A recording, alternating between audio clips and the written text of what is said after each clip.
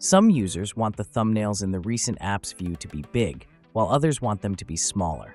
If you want them to be smaller, you can use the method I'm going to show you here. You will need to install GoodLock and the Home Up module.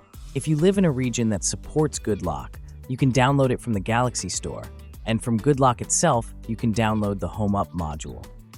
If you're from a region that doesn't support GoodLock, you can use the alternate, FineLock. You can check out the video that shows you the steps to install FineLock with the link in the video description. Once you have them, go to GoodLock and open Home Up. You will need to turn on this module. If you only need to customize the recent apps view, just turn on the Task Changer option and tap to open it. Here, with the Tilt Stack option selected, turn on the Mini mode. Now, you should see that the app thumbnails in the recent apps view are smaller. Is this what you are looking for?